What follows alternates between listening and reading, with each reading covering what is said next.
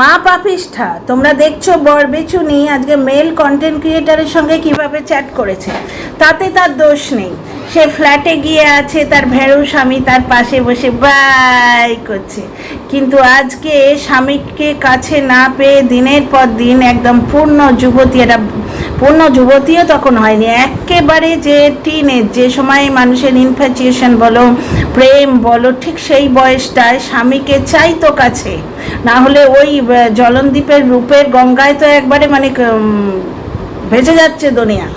তবু সেই রকম স্বামীকেও প্রাণপণে ভালোবেসেছিল এমন একটি মেয়ে স্বামীর অবহেলায় তিতিবিরক্ত হয়ে একটি ভুল করে বসেছিল, কিন্তু স্বামী শাশুড়ি মিলে সেই ভুলটা তাদের উন্নতির সিঁড়ি বানিয়ে দিয়েছিল। কীভাবে? মা পাপিষ্ঠা, মা কুলটা, মা কুলক্ষিণী, বুঝতে পারছো? ও নিজের শরীরের সুখের জন্য চলে গেছে। শরীরের সুখ কথাটা কিন্তু সেই বৌদিবাজ নরকের কীটটা বলেছে, টিনা বলেনি। আর বলেছে কাকে? এই বৌদিবাজের অপোজিটটা যদি জানা থাকে মেয়েদের সম্বন্ধে তো অনেক কথাই আছে, তোমরা যদি জানতে পারো বলো, আমার জানা নেই ওয়ার্ডটা। সেই কন্টেন্ট ক্রিয়েটারের ভিডিওতে সেখানেই কিন্তু আমরা কল রেকর্ড পেয়েছি। তাহলে সেই কন্টেন্ট ক্রিয়েটারের ক্যারেক্টারটা দেখো, যেখানে যত লিটিগেটেড পুরুষ মানুষ তাদের সকলের সাথেও যোগাযোগ আছে। তো যাই হোক, তার হাজব্যান্ড কিছু বলে না, চুকে গেল। ওই তো কাজলদা নিয়ে শুনছো, তার হাজব্যান্ড কিছু বলে না, কিন্তু টিনা মানে অত্যাচারিতা নিপীড়িতা হয়ে ভাঁড় ভেঙে 1,17,000 টাকা দিয়েছিল, বাড়ির জন্যে মাথায় করে ইট তুলেছিল, পেটে 7 মাসের বাচ্চা নিয়ে উঠোন ঝাড় দিয়েছিল, আর কত বলবো গো। যাই হোক, বাদ দাও। তা সত্ত্বেও সালিশি সভায় ক্ষমা চেয়েছিল, এর কাছে সারা রাত মার খেয়ে তাহেরপুর থানায় বসেছিল। 4 মাস পরে 498 কেস দিয়েছিল যে যদি মিলমিশ হয়ে যায় সেই আশায়। সেই মেয়েটা তো পাপিষ্ঠা, সে তো ময়দান ছেড়ে চলে গেছে। এবার মানুষ করে দেখা ছেলে, কিরাম ছেলে মানুষ করছে দেখো। ছেলের পরীক্ষা ছিল, ও জানে না, ওর কিন্তু হোটেল বুকিং হয়ে গেছে, ট্যুরের ব্যবস্থা হয়ে গেছে, বুঝতে পারছো তো? হে হে, কি সুন্দর, তোমাদের পছন্দ হয়েছে আমার বাড়িটা, কি সুন্দর সাজিয়েছি। হে হে হে। আরে লেখাপড়ার থেকে খেলাধুলো, দুরন্ত ছেলে, খেলাধুলোটাও ওকে দেখতে হবে। বিনা পয়সায় যেগুলো হয় সেগুলো দেখতে হবে। তো লেখাপড়ায় ধ্যান দিতে হয়, পয়সা খরচ করতে হয়, সুতরাং লেখাপড়ার থেকে খেলাধুলোটার দিকটাই দেখতে হবে। গ্রামের ছেলে এমনি মাঠে ঘাটে ঘুরে বেড়াবে, বুঝতে পারছো? খেলাধুলোই খুব ভালো। আরে বাবা, খেলাধুলোতেও প্রশিক্ষণ লাগে, বিনা পয়সায় হয় না। ব্যাপারটা হচ্ছে দুরন্ত তো ছোট বয়সে সবাই থাকে, তার মানে কি লেখাপড়া ছাড়িয়ে খেলাধুলোর দিকে ছড়িয়ে দিতে হবে? পার্টিকুলার কোনো একটা খেলার প্রতি ন্যাক আছে কিনা সেটা মানে একদম প্রশিক্ষক জাজ করতে পারে। আমরা রোহিত শর্মার সম্বন্ধে শুনেছি উনি বোলার ছিলেন, ওনাকে ব্যাটিংয়ে নিয়ে এসছেন রোহিত শর্মার কোচ, এটা উনি বারবার বলেছেন রোহিত শর্মা যে আমি তো বোলার হতে এসেছিলাম, বুঝতে পারছো? তো যাই হোক, বাদ দাও।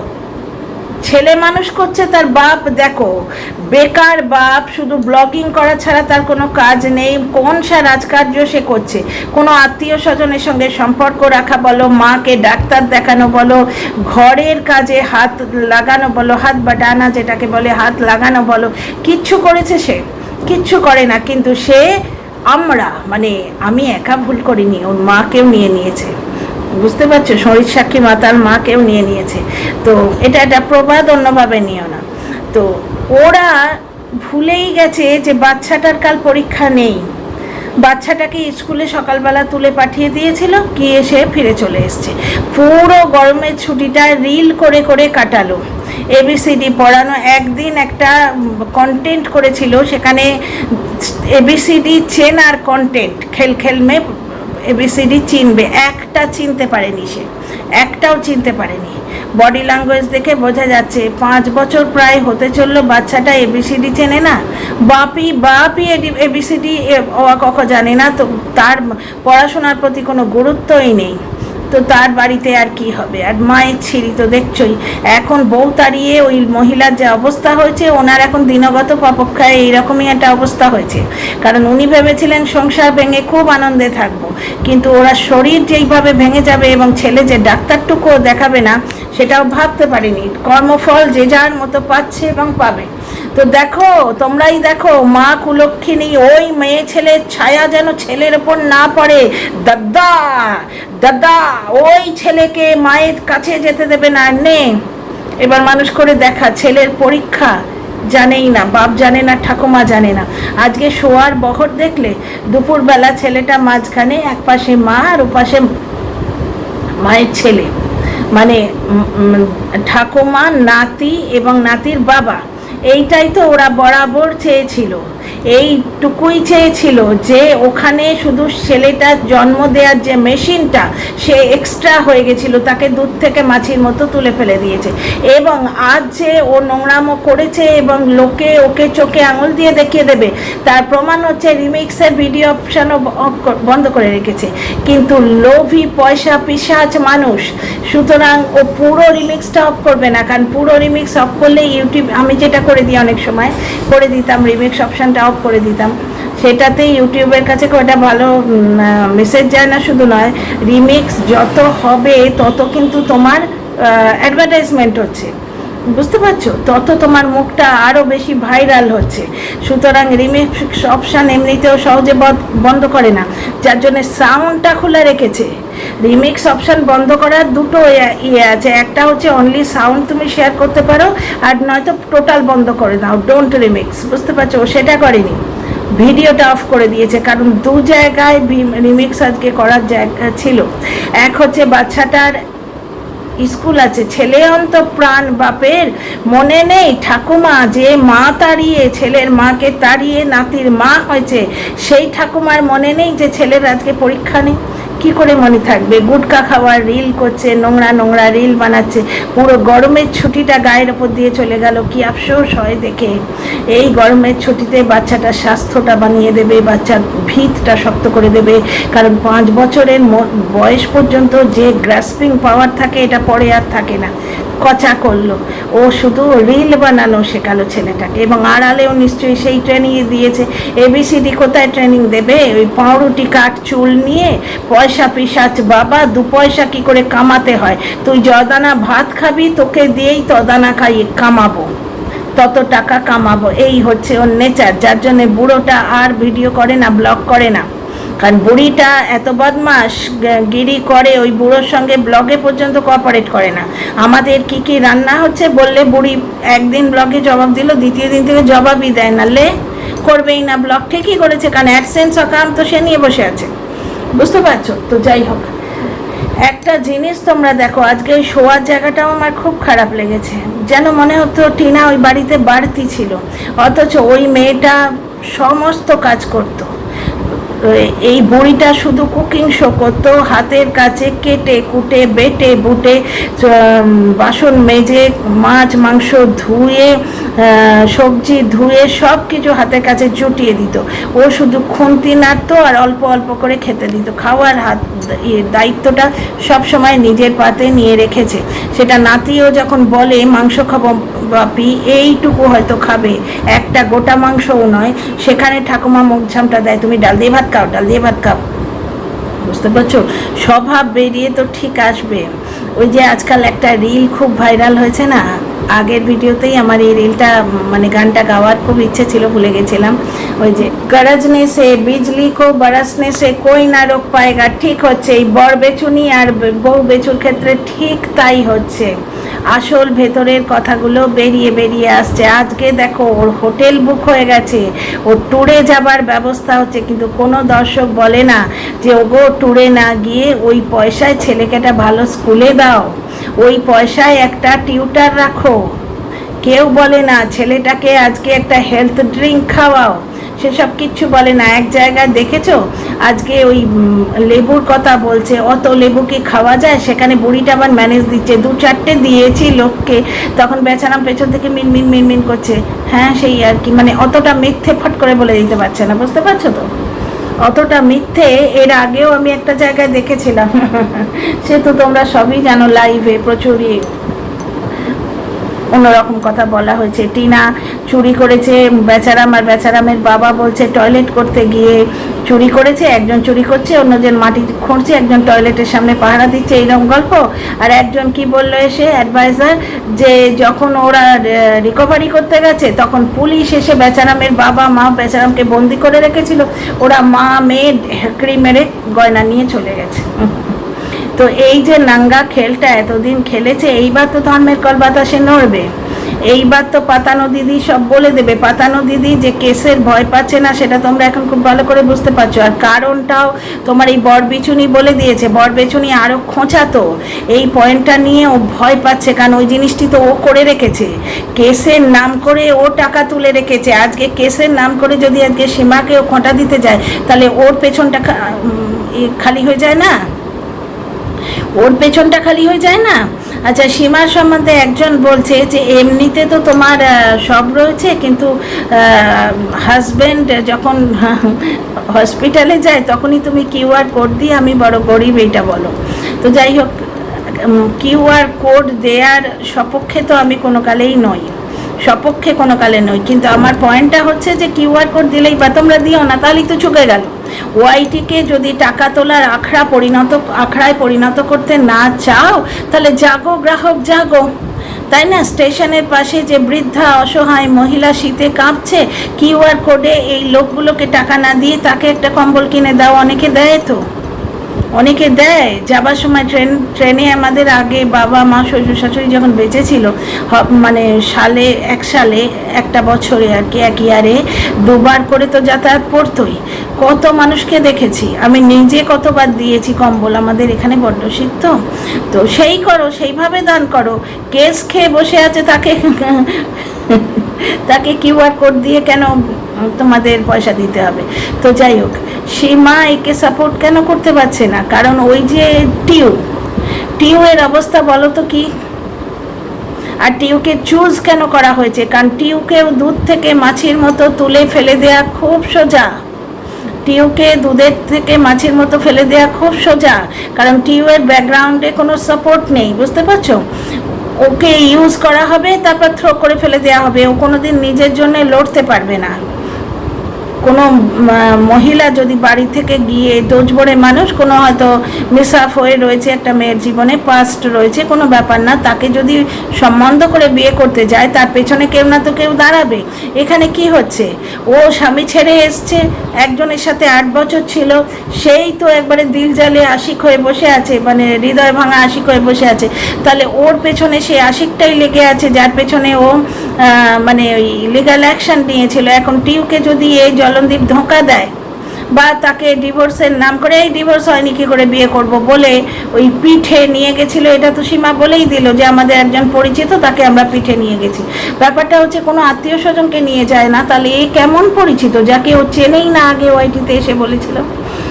দর্শক ঠকানো খেলাগুলো তোমরা দেখতে পাও না, না এখনও কিরম অন্ধ হয়ে আছো। তো যাই হোক, তো টিউকে যদি ও বলে যে ডিভোর্স হয়নি আমি এখন কি করে বিয়ে করব, তো করতেই পারা যায়, কারণ এমন একটা মানুষকে প্রাণীকে ও চুজ করে রেখেছে। ওর প্রাইভেট লাইফ আছে, ওর ক্যামেরায় চোখ দিয়ে বলেছে, তাই বলছি যে আগে বাদ দাও, ব্যাপারটা বাদ দাও। কিন্তু এই কথাটা কেন উঠলো জানো? কারণ সীমার সঙ্গে গন্ডগোলের কারণ, মানে ওরা যেটা প্রজেক্ট করছে সেটা তো এটাই। এবং সীমার আর এখন কিন্তু কোনো ভয় নেই, কারণ সীমা হচ্ছে এখন উইন উইন সিচুয়েশন আছে। এটা উইন উইন সিচুয়েশন বলে না, উইন উইন সিচুয়েশনে আছে ওর মানে ও আজকে যদি বেচারামের জন্যে ওর ওপর কেস হয়, ও কিউআর কোড দিয়ে দেবে যে আমার এই স্বামীর এইমাত্র অসুস্থতা গেল, এত খরচা হলো, এরপর আমাকে কেস ঠুকে দিচ্ছে, আমি কি করে লড়বো? এবং ওকে সাহায্য করার, ওকে ভালোবাসার মানুষও তো রয়েছে। এই যে মিট আপটা ওই কোভিডের সময়, এটা সত্যি রিস্কি, যদিও হসপিটাল থেকে প্রিকশন পুরোই নিয়েছে, কিন্তু এটা রিস্কি। কিন্তু সেখানেও তো ওই একটা কথাই, ভানু বন্দ্যোপাধ্যায়ের দুটো কথা, সেটা হচ্ছে যে ওই মদ সিগারেট বেচার উদাহরণটা তোমাদের দিয়েইছি। মানুষ যদি সব জেনে ওর সঙ্গে দেখা করতে যায়, ও তো কাউকে বাড়ি থেকে টেনে আনছে না, সেই ব্যাপার। তাহলে সীমাকে আটকানোর মেন উপায় ছিল কি? কেসের ভয়। সেই জায়গাটাতে ও আর ভয় পাচ্ছে না। তাহলে বেচারা মেয়ে শিরে সংক্রান্তি নয়? তোমরাই বলো না। সীমা কি ওদের ভেতরের খবর জানে না? একসঙ্গে ওরা নিউ ইয়ার পার্টি করতে গেছে, ওদের বাড়িতে এসছে, ছেলের জন্মদিনে এসছে। শেষের দিকে বেচারাম সীমাকে অ্যাভয়েড করতে শুরু করেছিল। কেন করেছিল? কারণ সীমা ততক্ষণে বেশ কিছু তথ্য জোগাড় করে নিয়েছে। এবার এতদিন একটা কেসের ভয় দেখিয়েই বোধহয় ওকে চুপ করিয়ে রাখা হয়েছিল, যে ভয়টা ও আর পাচ্ছে না, কারণ সীমাও হচ্ছে কি ব্যাপারটা হচ্ছে, আমি এই কেসটায় এতটা ইনভেস্ট করেছি, ওদের বাড়ি গেছি, একটা ব্লগারকে পুরো দাঁড় করিয়েছি। বারবার এই জিনিসটা সীমা কিন্তু দর্শকদের প্রজেক্ট করেছে, বারবার বলেছে যে মা ছেলে বানের জলে ভেসে যাচ্ছিল, আমি চুলের মুঠি ধরে ওদের টেনে তুলেছি। প্লাস বেচারাম যখন অ্যাভয়েড করতো, বেচারামের মা কিন্তু ওর সঙ্গে যোগাযোগ রাখতো। সেই পাল্টি পিসি, বেচারামের মা, তারপরে সীমা, এরা সবাই মিলে এক আইসক্রিমের ইয়েটা থেকে আইসক্রিম চেটে বাচ্চাটাকে খাওয়াচ্ছে। বাচ্চার মার বুকটা একবারে ধকধক করছে। আমাকে বললো, আন্টি দেখো দেখিনি, ওই এঁটোটা ওর মুখে ঢুকিয়ে দিচ্ছে। মনটা ওর খারাপ হয়ে গেছিলো কীভাবে। তো যাই হোক, মানে এটা জাগে বাদাও। এখানে একটা জিনিস দেখো, তো বেচারা মেসিরে সংক্রান্তি এটা নয়। সীমা কিন্তু এখন বিন্দাস খোলাস হয়ে আছে, কারণ ও আর কোনো কিছুতে ভয় পাচ্ছে না। কেসের ব্যাপারটা তো তোমরা বুঝতেই পারছো। আর ওর এটা একটা কন্ট্রোভার্সিয়াল অ্যাঙ্গেল হয়ে গেছে, আর ওই বলে দেবো এইরকম একটা অ্যাঙ্গেল হয়ে গেছে, যার জন্যে ও বেশ ভালো কামাচ্ছে। ও এখন একটা করে লাইভ করবে বা একটা করে ভিডিও করবে, 4 গুণ 5 গুণ ভিউ হবে। 15,000 16,000-এর কমে ভিউ তো হচ্ছেই না, যেখানে 2,000 3,000 নর্মাল ভিডিওতে নেমে এসেছিল। এবার ও এই টপিকটা ইনভেস্ট করেছে, কাজল রানীর অটোতে গেছে। নাহলে এই তো ওই বরবেচনই বলে রেখেছে, সারা দিন একটা অটোওয়ালা ওই লোকটার বাড়ির সামনে দাঁড়িয়ে থাকে কখনো? সত্যিই তো, তার আর কাজ নেই। তো ওখানে অটোয় করে গেছে, গিয়ে সারাদিন ওখানে থেকেছে, ওই কন্টেন্টটায় ও ইনভেস্ট করেছে। তার উপর মানুষের না একটা দর্শকের বেস থাকে, ওর দর্শকেরা আজকে ওই ব্যাপারটাতে যেভাবে ইন্টারেস্টেড হয়ে ওকে ভিউ দেবে, অন্য যে কোনো অ্যাঙ্গেলে যখন ভিডিও করবে ওই ভিউটাও পাবে না। আজকে এই ঢ্যাঁড়সের ব্যাপারটাই দেখো, ও একটা ট্রায়াঙ্গেল প্রেম নিয়ে বলছে, যেটা ওদের দেশে হয়। আমাদের দেশে, আমাদের ধর্মে বাইগামি অ্যালাউড নয়, কিন্তু ওদের দেশে এটা খুবই পপুলার, এবং এইটা ওয়াইটিতে চলছে।